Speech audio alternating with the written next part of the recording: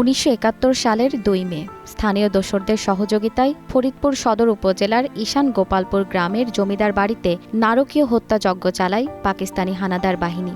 জীবন বাঁচানোর আশায় সেখানে আশ্রয় নেওয়া 28 জন নিরস্ত্র মানুষকে নির্মমভাবে হত্যা করা হয়। প্রায় বাড়ি থেকেই বাড়ির যে গার্জিয়ান কর্তা তাকে ধরে এনে আমাদের বাড়িতে প্রথমে রাখা হয় এবং তারপরে 28 জন মানুষকে এখানে মেরে ফেলা হয়, যার মধ্যে আমাদের এলাকাবাসী এবং আমাদের কিছু আত্মীয় স্বজন একদম এই বাড়ির উঠানের উপরেই গুলি করে মারে। মানে এটা যে কি ধরনের নৃশংসতা!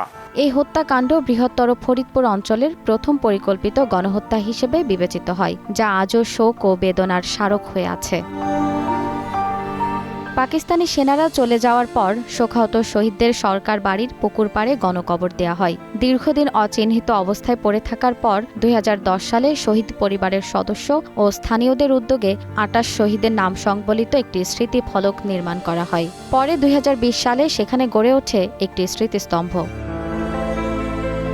সরেজমিনে দেখা যায় স্মৃতিস্তম্ভ ও গণকবর জুড়ে অবহেলা আর অযত্নের স্পষ্ট চিহ্ন। স্মৃতিফলকের দেয়ালে ফাটল ধরেছে, কোথাও খসে পড়েছে পলেস্তারা। ভাঙা প্রবেশদ্বার পেরোলেই গণকবরের ভেতরে জমে থাকা ময়লা আবর্জনা চোখে পড়ে। যখন আর কি করা হয় তখন সবকিছুই ছিল, কিন্তু ওই যে এখানকার লাইট, তারপরে যে দোলনা, এগুলো আসলে পরবর্তীতে মানে কেউ তো নাই এখানে, কেউ তো থাকে না যে পাহারা দেবে, সবকিছু এর জন্য আর কি চুরি হয়ে গেছে।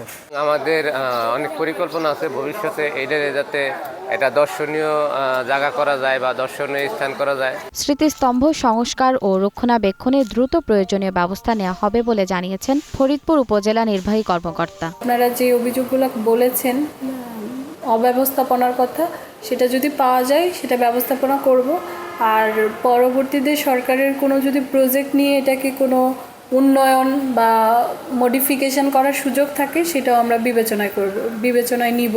মুক্তিযুদ্ধের ইতিহাস বহনকারী এই গণকবর শুধু একটি স্থাপনা নয়, এটি এক নৃশংস হত্যাযজ্ঞের নীরব দলিল।